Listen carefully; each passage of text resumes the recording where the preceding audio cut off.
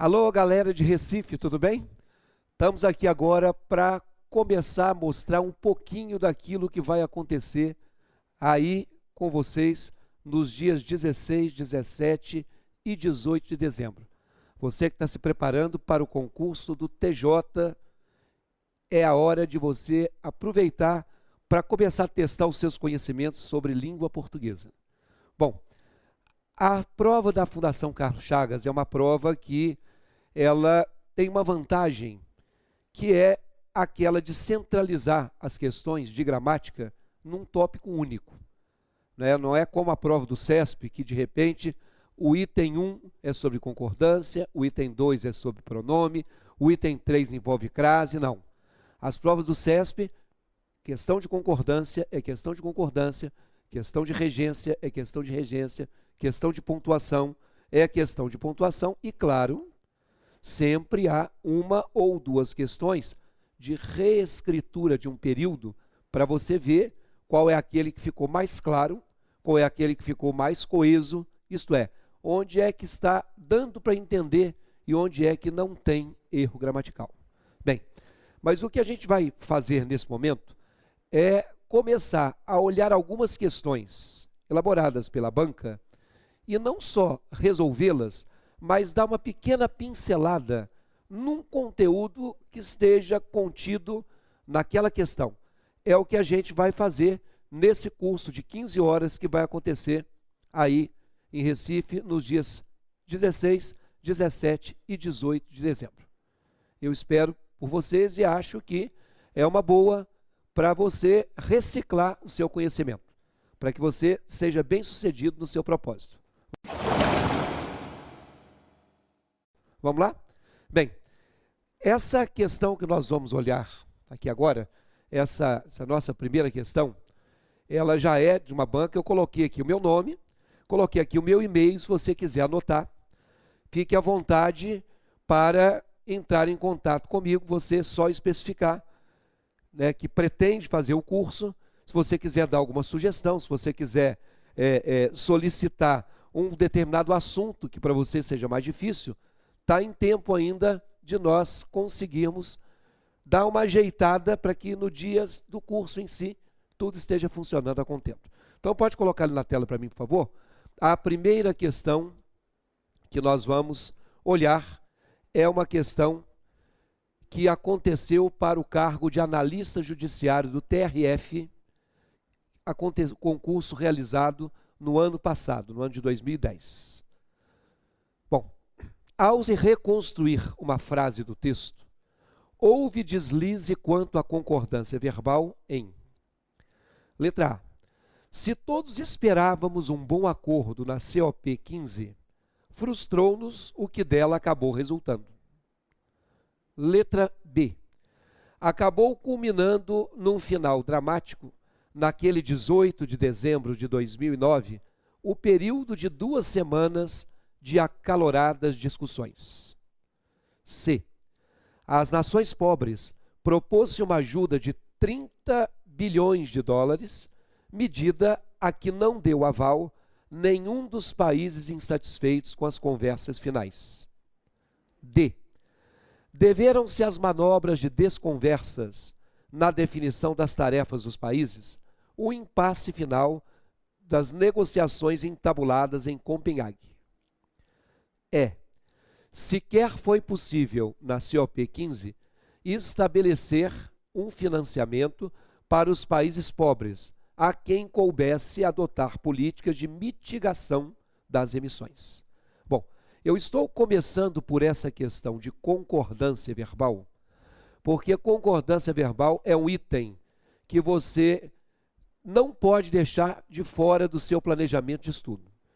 Não existe prova da Fundação Carlos Chagas em que não apareça uma questão de concordância.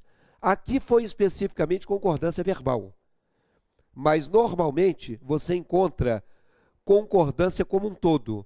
Lá pelas tantas, em uma das opções, você vai encontrar um item sobre concordância nominal. Muito bem. Como concordância verbal é o acordo que a gente deve fazer entre o sujeito e o verbo, de repente, você olha o verbo esperávamos e pensa assim, bom, para ser esperávamos, terminando com esse mus, teria que estar escrito nós, não é isso? Nós esperávamos, nós fazíamos, nós comíamos. E, no entanto, temos aqui todos. Todos esperávamos.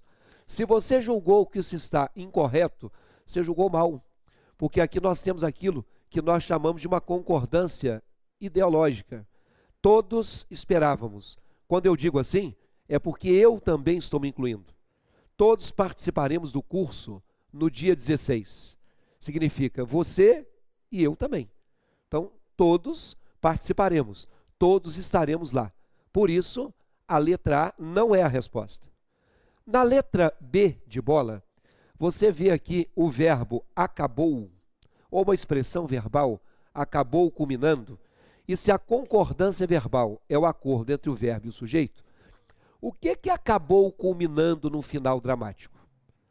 É isso aqui, ó. É o período de 2 semanas de acaloradas discussões. Esse período é que acabou culminando. Então, se o sujeito, período, é singular e o verbo acabou é singular, está realizada a concordância verbal. Se fosse assim, as discussões, seria acabaram-se as discussões. Beleza? Muito bem. Letra C. Se você chega aqui na letra C e encontra o verbo propôs-se, esse é um verbo interessante. Esses verbos que têm a partícula se. E aí eu quero sair um pouquinho da questão e fazer um comentário aqui no quadro para você se lembrar. Olha, não estou dizendo que vai acontecer isso, que eu não tenho bola de cristal, mas eu tenho certeza que qualquer questão de concordância que aparecer na sua prova vai trabalhar em uma ou em 2 opções com os verbos que são seguidos da partícula se. E vou te falar mais. De um modo geral, a resposta costuma ser atrelada à opção que tem esse tipo de verbo. Porque um dia, com certeza, algum professor passou para você uma frase como essa: apresentou-se o projeto. Mostrou esse verbo com a partícula se e falou, olha pessoal, tem ali alguém apresentando um projeto, mas a gente não sabe quem é. Isso é sujeito indeterminado. Você já ouviu isso? Eu tenho certeza. Só que isso é mentira. Não, e o pior, a pessoa vira e faz aquilo que a vida inteira a gente aprendeu. Apresentou é do verbo apresentar. Quem apresenta, apresenta alguma coisa. O quê? Não é assim que a gente aprende? E aí, quando a gente pergunta o quê, ensinam a gente que o verbo se chama transitivo direto.